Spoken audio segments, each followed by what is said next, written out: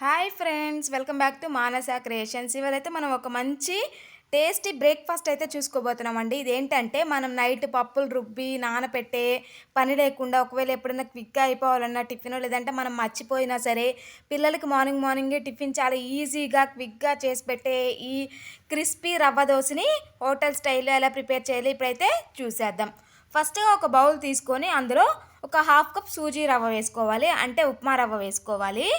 ఇంకా నెక్స్ట్ ఒక కప్పు బియ్యం పిండి వేసుకోవాలి. ఇది తడి బియ్యం పిండి అయినా పొడి బియ్యం పిండి అయినా ఏదైనా వేసుకోవచ్చు.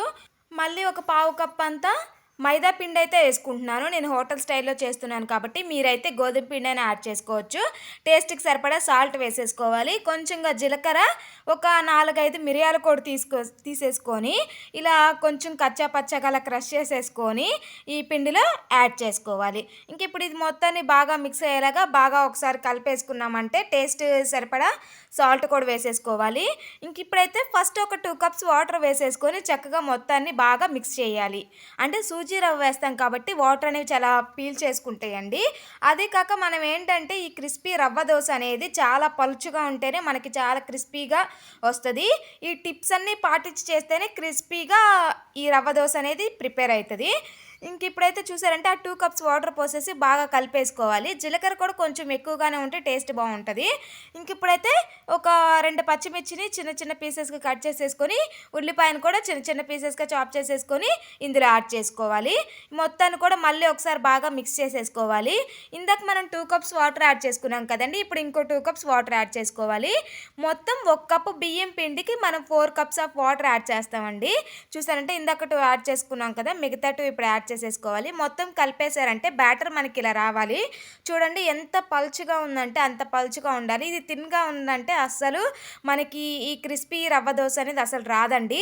కాబట్టి మనం ఇలా పలుచుగా కలిపేసుకోవాలి. ఈ పిండిని కూడా మనం పెనం మీద దోశ పోసుకునేటప్పుడు కూడా ఎక్కువ టైమ్స్, అంటే మనం ప్రతిసారి గంట తీసుకొని పిండి వేసే ప్రతిసారి మనం కలుపుతూనే ఉండాలండి. ఇంక ఇప్పుడైతే కొంచెంగా కొత్తిమీర, కరివేపాకు యాడ్ చేసేసుకొని మొత్తాన్ని కలిపేసుకోవాలి. ఇంక ఇప్పుడు ఇది మనం ఒక హాఫ్ అన్ అవర్ కానీ 15 మినిట్స్ కానీ పక్కన పెట్టేసుకుంటే చాలు. ఎందుకంటే మనం పెద్ద టైం ఏం తీసుకోవాల్సిన లేదండి. మనం ఎప్పుడైనా బ్రేక్ఫాస్ట్ చేసే లోపు మధ్యలో చట్నీ చేయాలి కదండి, ఆ టైంలో దీన్ని సోక్ చేస్తే చాలు. ఇంక ఇప్పుడు ఇది లిడ్ పెట్టేసుకొని పక్కన పెట్టేసుకుందాం మనం. ఇంక ఇప్పుడైతే ఈ క్రిస్పీ రవ్వ దోశల్లోకి మనమైతే టేస్టీగా టమాటా పచ్చడి ఎలా ప్రిపేర్ చేసుకోవాలో, చట్నీ ఎలా ప్రిపేర్ చేసుకోవాలనేది ఇప్పుడైతే చూసేద్దాం. ఫస్ట్ ఒక కడాయి పెట్టేసుకొని అందులో ఒక 2 టేబుల్ స్పూన్ ఆయిల్ వేసేసుకోవాలి.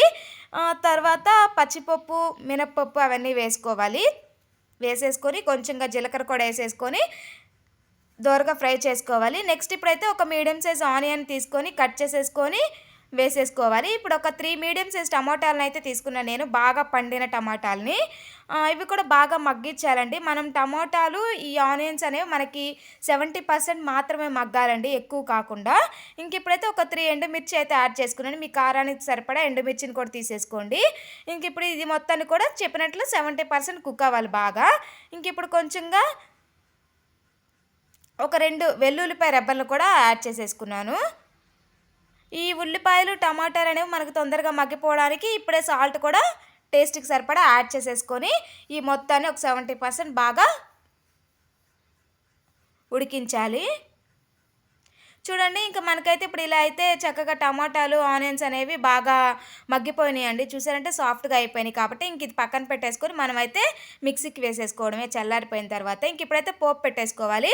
మళ్ళీ ఒక టీ స్పూన్ అంత ఆయిల్ వేసేసుకొని పోపు దినుసులు వేసుకొని ఒక ఎండుమిర్చిని కూడా తుంచి వేసుకొని కొంచెంగా జీలకర్ర యాడ్ చేసుకున్నామంటే ఫ్లేవర్ చాలా బాగుంటుంది.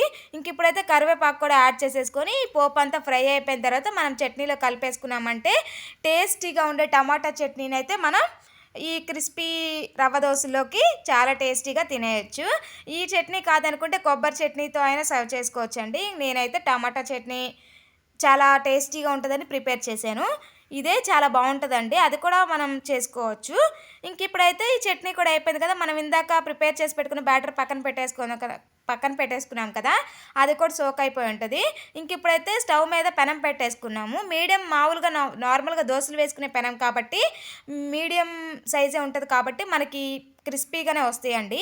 ఒకవేళ పెద్దదైతే మనం దాన్ని అటు ఇటుగా అడ్జస్ట్ చేసుకుంటూ దోశనైతే కాల్చాలి. ఇప్పుడైతే పెనం మీద ఒక టిష్యూ వేసుకొని నీట్గా ఆయిల్ వేసుకొని టిష్యూ వేసేసి తుడిచేయాలి. ఇంకా నెక్స్ట్ మనం కొన్ని ఆనియన్స్‌ని చాప్ చేసి పెట్టుకోవాలి సన్నగా.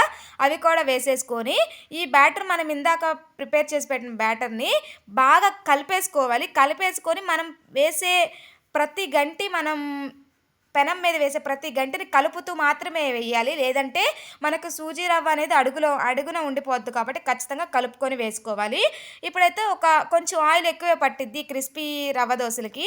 కాబట్టి ఒక స్పూన్ అంత ఆయిల్ వేసేసుకొని, ఆయిల్ ఏంటంటే అంచుల్లోనే కాదండి మిడిల్‌లో కూడా ఖచ్చితంగా వేయాలి ఆయిలు. వేసి ఒక medium flame to high flame adjust చేసుకుంటూ ఒక 3 మినిట్స్ బాగా కాల్చాలండి ఈ దోసని. చూసారంటే మనకి ఇలా క్రిస్పీగా అయినప్పుడు మనకు అలా రెడ్ కలర్ కనిపించినప్పుడు దాన్ని మనం ఇంకా సెకండ్ వైపు టర్న్ చేసుకోకుండానే అలాగే ఫోల్డ్ చేసేసుకొని సర్వ్ చేసుకోవడమే అండి. ఎంతో టేస్టీగా క్రిస్పీగా ఉండే ఈ రవ్వ దోసల్ని మీరు ప్రిపేర్ చేసి టమాటో చట్నీతో ఎలా వచ్చిందనేది నాకైతే కామెంట్ చేసి చెప్పండి. చూసారంటే ఇంకా ఈ దోసల చట్నీ చాలా టేస్టీగా ఉన్నాయండి. Thank you friends.